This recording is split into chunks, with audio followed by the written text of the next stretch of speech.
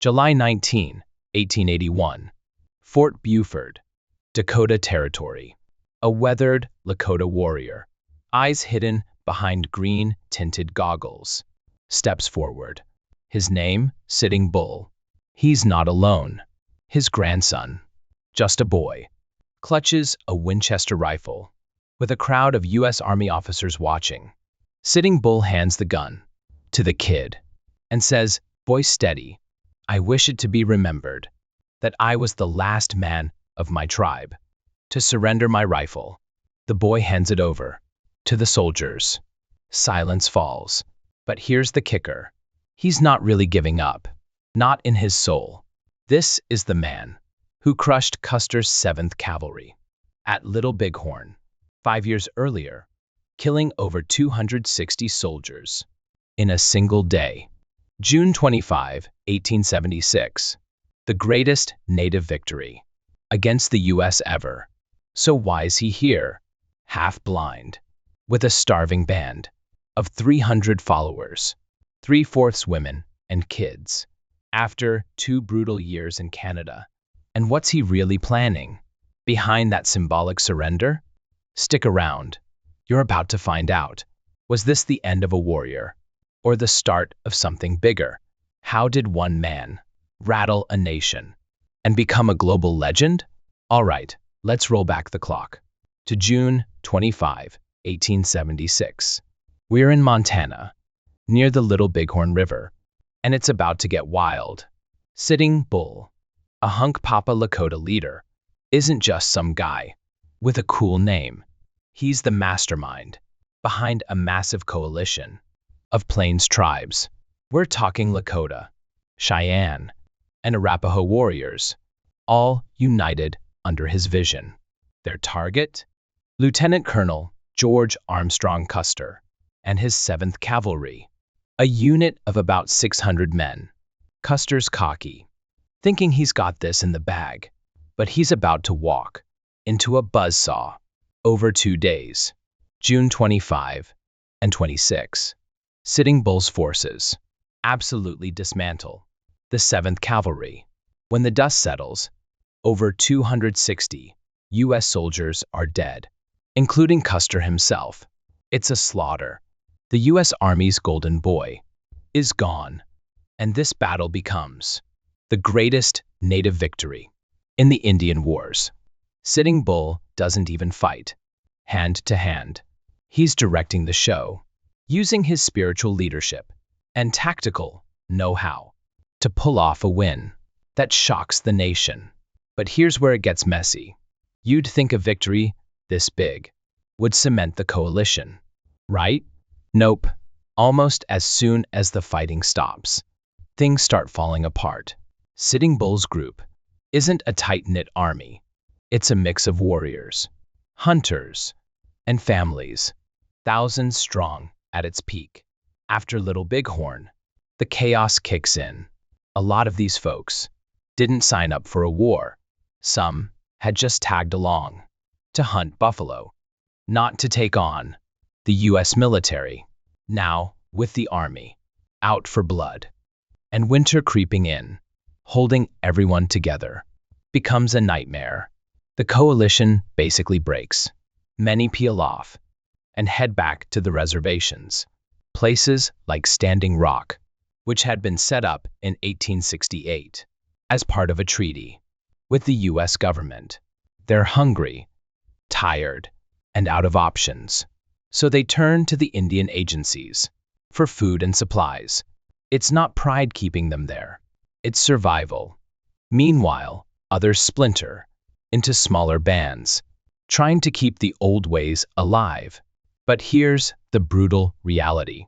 The buffalo hunting lifestyle that fueled these tribes is dying.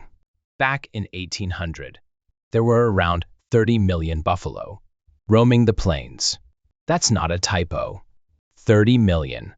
They were the lifeblood of the Lakota, Cheyenne, and Arapaho, providing food, clothing, shelter, everything. Fast forward to the late 19th century, and that number's crashed to under 100. Why?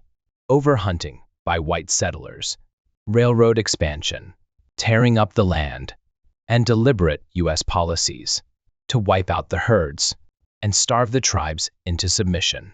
The buffalo don't just dwindle, they vanish. For a group like Sitting Bulls, who relied on them to feed thousands, this is a death sentence. Logistically, there's no way to keep a huge coalition supplied when the game's gone. The land can't support it anymore. So, after the high of Little Bighorn, Sitting Bulls left with a fractured group. The victory's real, but it's bittersweet. Some historians argue it was less a triumph to build on and more a last stand for a way of life already slipping away. The U.S. Army doesn't let up either. They're humiliated and itching for revenge, sending more troops to hunt down the tribes. By early 1877, Sitting Bulls down to a core of a few hundred followers, maybe 300 or 400 at most. 3/4 of them are women and children, not warriors. The men who could fight are either dead, scattered, or back on the reservations. The coalition's done. Sitting Bulls got no choice but to make a move, and he's not sticking around. He's not a plains warrior anymore. He looks north, to Canada, hoping for a lifeline. But that's a story for the next part. For now, picture this. A man who just handed the U.S.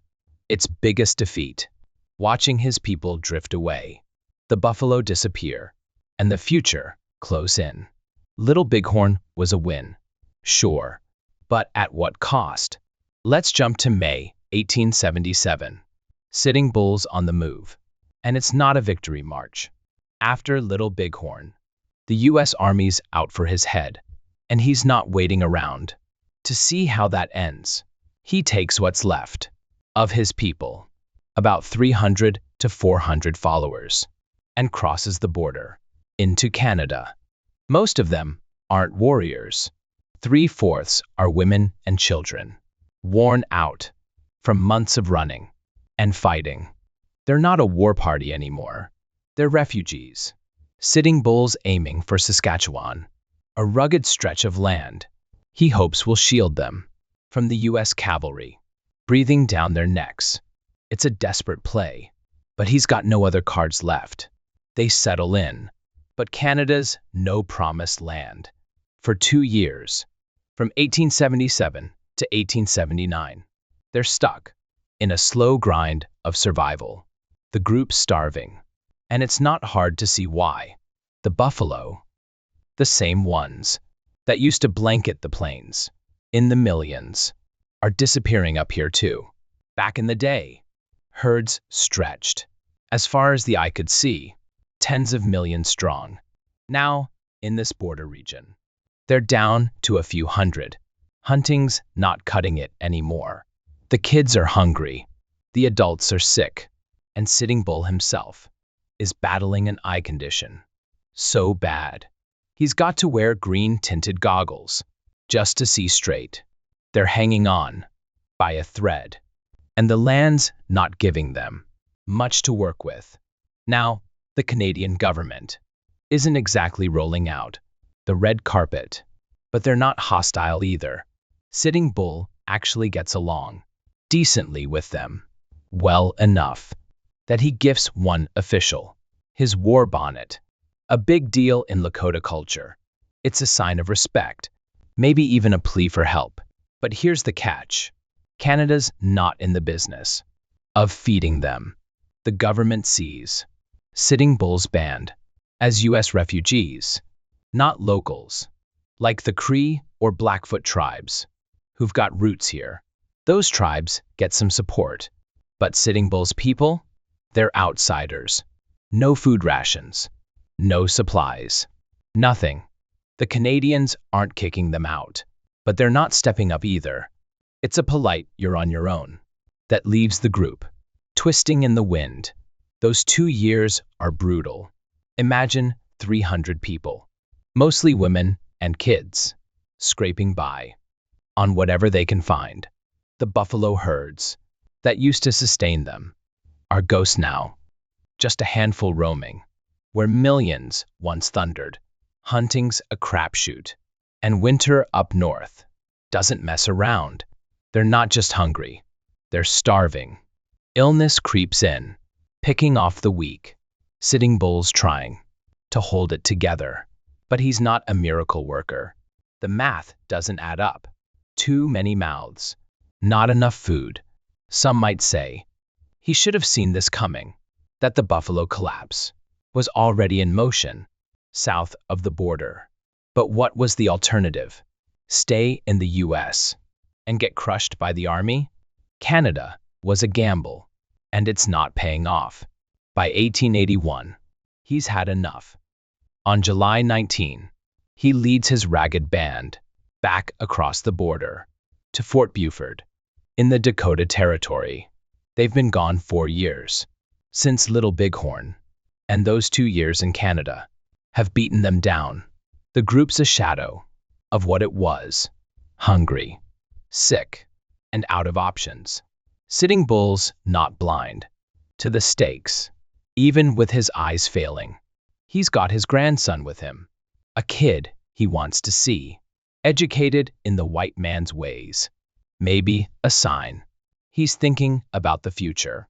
But crossing back into the US isn't a homecoming. It's a surrender. Or at least, that's what it looks like. The buffalo are gone. Canada's a dead end. And the army's still waiting. 2 years of struggle. And it's come to this. Was it worth it? Could he have held out longer? Next up, we'll see what that surrender really meant and why it wasn't the end of Sitting Bull's fight. It's July 19, 1881, and we're at Fort Buford in the Dakota Territory. Sitting Bull steps into the spotlight, but not like you'd expect. He's not charging into battle or rallying warriors. He's standing there, a man in his 50s, eyes shielded by green-tinted goggles because of a nasty eye condition that's been plaguing him. His band of 300 or so followers, mostly women and children, are with him, looking rough. After 2 years of starvation in Canada, the US Army officers are watching, waiting for the moment they've been chasing since Little Bighorn. Sitting Bull's got his Winchester rifle, a lever-action beauty that's seen some action, but instead of handing it straight to the soldiers, he does something nobody forgets. He turns to his grandson, a young boy, and gives him the gun. Then he says, clear as day, I wish it to be remembered that I was the last man of my tribe to surrender my rifle. The kid walks over and hands it to the soldiers. The officers take it, and just like that, the scene's over. Or is it? Here's the thing. This isn't a full-on surrender. Not really. Sure, the rifle's gone, and he's back on US soil after dodging the army for years. But if you think Sitting Bull's throwing in the towel, you're missing the point. This move's got layers. He doesn't just toss the gun over and beg for mercy. He hands it to his grandson first, making a statement. Last man of my tribe isn't some throwaway line. It's a jab. He's saying, you didn't beat me. I chose this. The US officers pick up on it, and so do his followers. They see a leader who's not broken, just playing a different game. The rifle's gone, but his spirit? That's still locked and loaded. Some of his people even whisper that he's keeping his options open, like a chess player, sacrificing a pawn to set up a bigger move. And there's more to it. Sitting Bull's not just there to flex defiance. He's got his grandson in tow for a reason. He tells the officers he wants the boy educated in the ways of white Americans. Think about that. This is the guy who smashed Custer's 7th Cavalry, who led his people through hell rather than bow to the US government. Now he's talking. Schools and books? It's not weakness. It's strategy. His eyes might be failing, hence those goggles. But he's looking ahead. The buffalo are gone. His coalitions crumbled. And Canada didn't work out. He knows the old life's slipping away. And he's not naive enough to think his people can fight forever.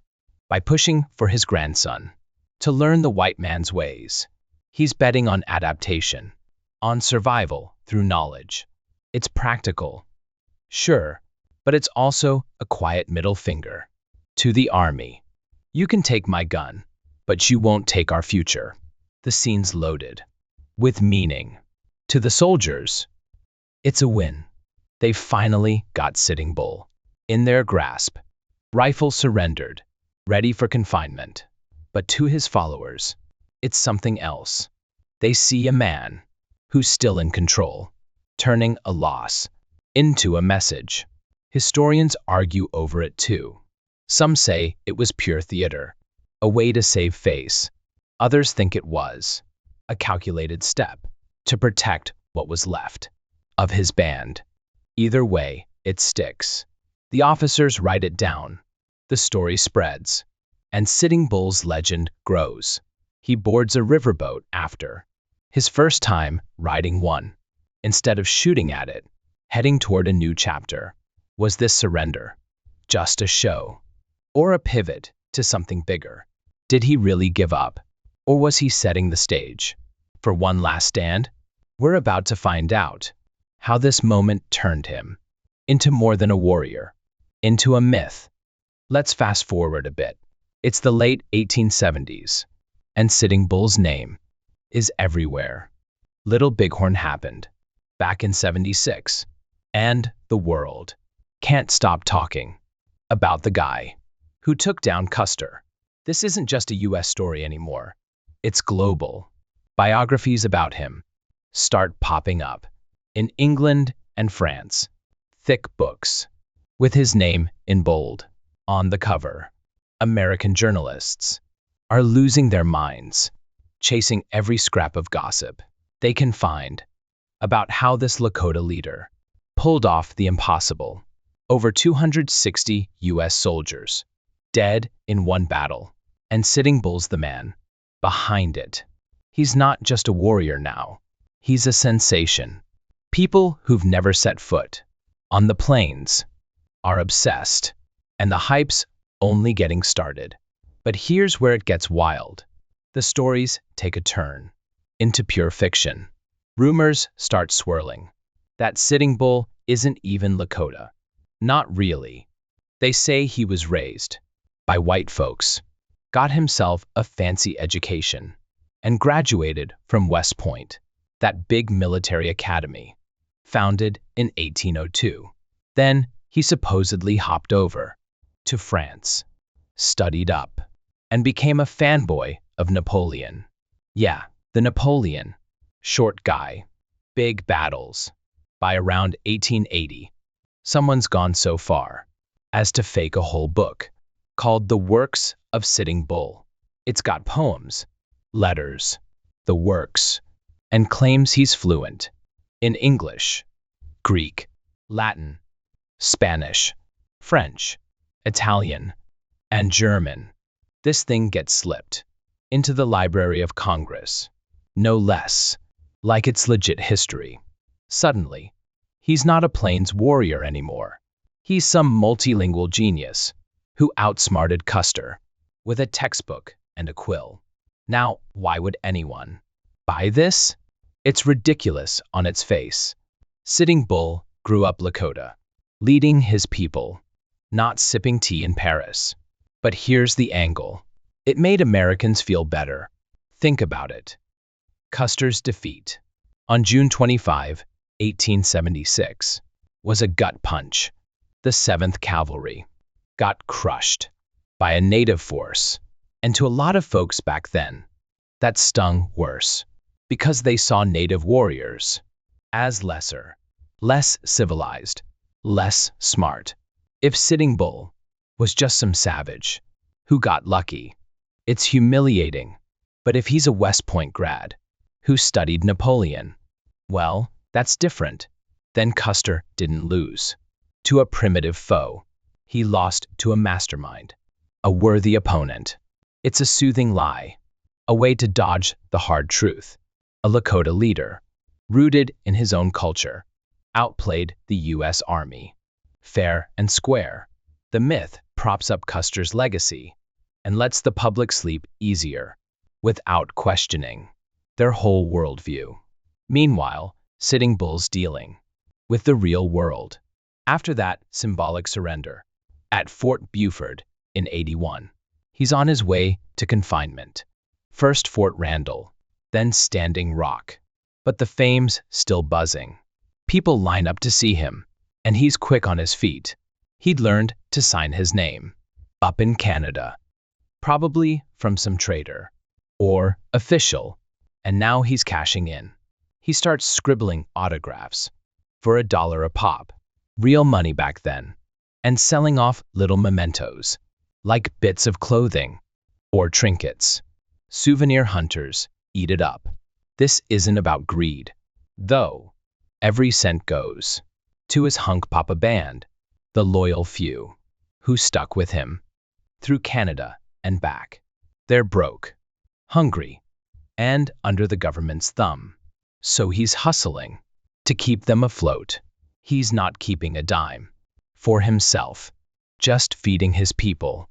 This fame's a double-edged sword. He's a legend, sure, but half the stories are nonsense. The real Sitting Bull's not reciting Latin or plotting like Napoleon. He's a Lakota man, fighting for his band's survival. So what happens when the spotlight turns into a sideshow? How does a warrior handle being a celebrity prisoner? Next up, we'll see how confinement and Wild Westing take him from the battlefield to the big stage, and what he learns from it all. All right, let's pick up in 1881. Sitting Bull's back in the U.S., and it's not by choice. After that symbolic surrender at Fort Buford, the armies got him locked down. From 1881 to 1883, he's bouncing between Fort Randall and the Standing Rock Reservation in the Dakota Territory. He's not exactly free, more like a high-profile prisoner. But even behind the fences, his legend keeps growing. Letters start pouring in from Europe, fans and curious folks wanting a piece of the man who beat Custer.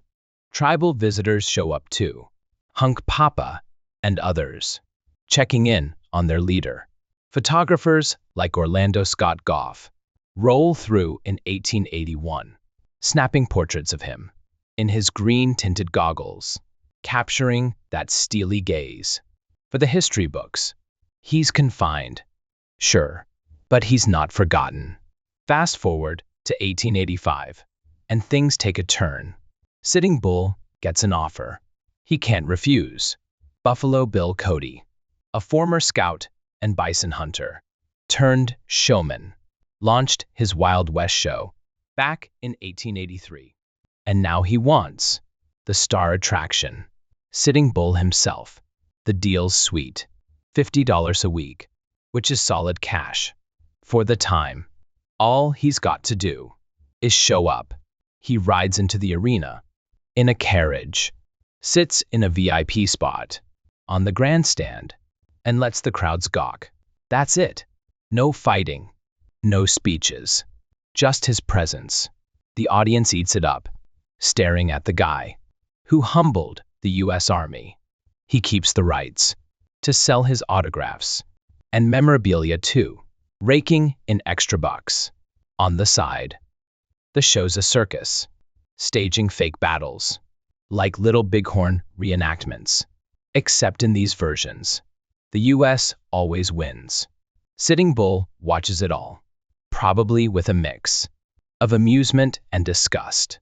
Then there's this moment, in 1884, that stands out. He's on tour earlier with James McLaughlin, his Indian agent, who's been exploiting him for cash. when he meets Annie Oakley. She's this petite sharpshooter, ambidextrous and deadly, blasting cigarettes out of her dad's mouth or nailing targets from way out. Sitting Bull's impressed, and that's saying something. He sees her skills and figures. There's spiritual power there, something special. He nicknames her Little Sure Shot. On the spot, a name she'll carry for years, and even symbolically adopts her as a sign of respect. It's a rare bright spot in a weird chapter, a connection that cuts through the nonsense around him. But let's zoom out. This Wild Westing gig isn't just a paycheck, it's a window into something bigger. The show's a hit because it taps into manifest destiny, that idea kicking around since 1845, that America's meant to stretch coast to coast. It's a victory lap for the U.S., turning bloody conquest into a feel-good story. They frame it like charity, civilizing the noble savages, and call it education, when it's really entertainment. The crowds in the East and Midwest love it. A safe peek at a disappearing frontier they never lived. Sitting Bull's no fool, though.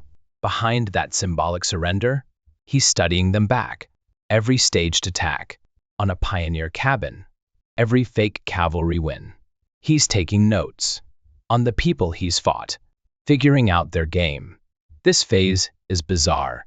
He's a prisoner turned celebrity, a warrior, reduced to a spectacle. But he's not passive. The money from autographs and trinkets still goes to his hunk papa band, keeping them fed under government watch. And while the show glorifies the U.S., Sitting Bull's learning about the machine he's up against. Was it worth it? Trading freedom for a front row seat to America's self-mythology? Did he see through the act or get caught in it? Next, we'll dive into what he discovers on those tours and how it shapes his final stand.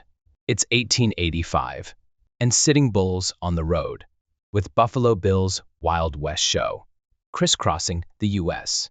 He's not just a sideshow act anymore. He's seeing the beast up close. They hit the East Coast, and it's a shock to the system. Take New York, for instance. By 1880, it's got over 1 million people crammed into it, a sprawling mess of brick and noise. And it's growing fast, thanks to European immigrants pouring in, over 5 million of them, between 1880 and 1890. These aren't just numbers to Sitting Bull. They're faces. He sees them stepping off boats every day. New blood, feeding this massive nation. It hits him hard. The U.S. isn't one country he's been fighting. It's a machine, pulling in soldiers and settlers from across the ocean. The scale's overwhelming. Nothing like the open plains, where his people once roamed. Then there's the poverty he's walking through, these booming cities, and it's not all shine and glory. Shoeless kids trail him, eyes big and hungry. Beggars line the streets, hands out, voices desperate. This isn't how it works back home. Lakota life has its struggles, sure, but generosity is baked in. One of the 4 warrior virtues, alongside bravery, fortitude, and wisdom. Even the poorest family doesn't beg, because the community steps up. Here, though, it's every man for himself. One day, he stops dead in front of a woman begging, into smaller bands. So what does he do? Pulls out his pen, signs 3 autographs, right there, sells them for $1 each, and hands her the full $3. That's who he is, a chief who can't stand seeing someone go without, even in a place that doesn't care.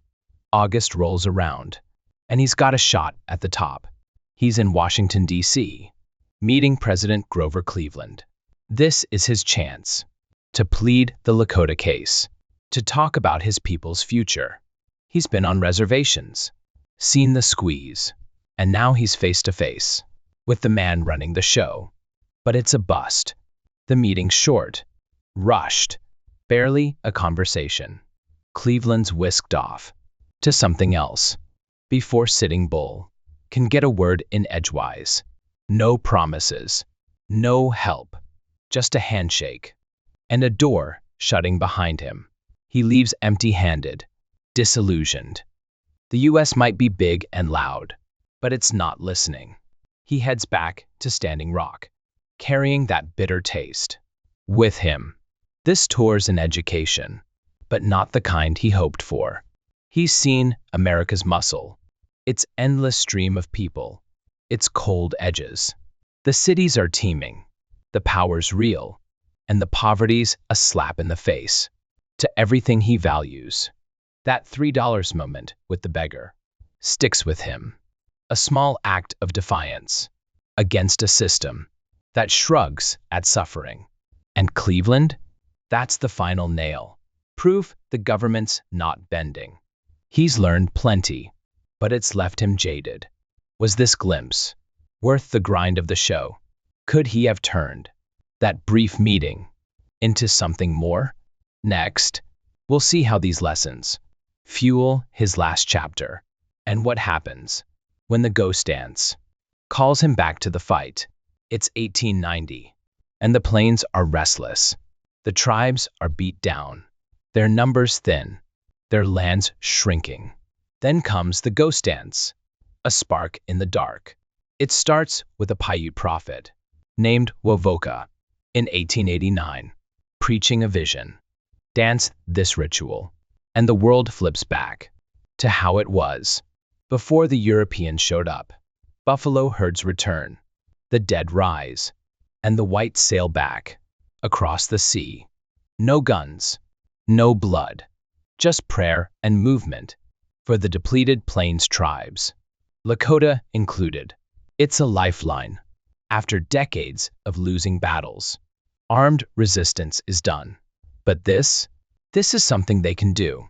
By 1890, it's sweeping through, a non-violent stand against a future that's closing in. Sitting Bulls at Standing Rock. When it hits, October 1890, he's been back there since the Wild West show, living under the government's eye. The ghost dance rolls in, and he doesn't sit it out. He joins the circle, steps into the rhythm. Does he buy it? Hard to say. He's a spiritual man, always has been, leading ceremonies, like the sun dance, before it got banned in 1883. That same ban now covers the ghost dance, making it an act of defiance, just to move. He never shouts from the rooftops that he believes the buffalo are coming back, but he's there, dancing. Maybe it's respect for the hope it gives his people. Maybe it's more. Either way, it's enough to rattle the authorities. James McLaughlin, his Indian agent, is watching close. He's been on Sitting Bull's case for years, calling him stubborn, a troublemaker, too proud to farm, like the government wants. The ghost dance sets him off. To McLaughlin, it's not just a dance, it's a rebellion brewing. Newspapers are screaming about uprisings, most of it exaggerated or flat out made up. But that doesn't matter. On December 15, 1890, he sends 2 native policemen to Sitting Bull's cabin to haul him in. Nip this in the bud. They knock, tell him to come out. Sitting Bull, true to form, digs in. He's not budging. Things get heated fast. A crowd gathers. Tensions spike. And then it pops off. One of his Lakota guys shoots a policeman. The cop fires back, point blank. A bullet ripping through Sitting Bull's chest. A second shot cracks into his head. He's down, gone, dead on the spot. The chaos doesn't stop there. That big white horse Buffalo Bill gave him, trained to dance at gunfire, hears the shots and starts prancing, an eerie little show, while Sitting Bull bleeds out under the open sky. His people are stunned, staring down at their chief. The next day, December 16, panic sets in.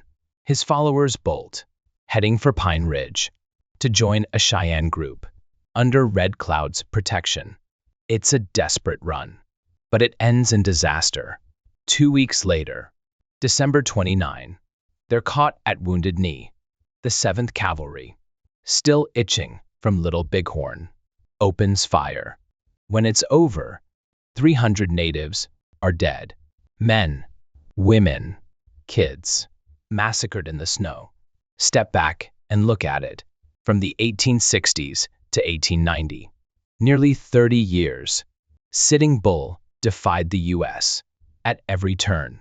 He handed them their worst defeat at Little Bighorn, forced them to look in the mirror, and never stopped fighting for his people.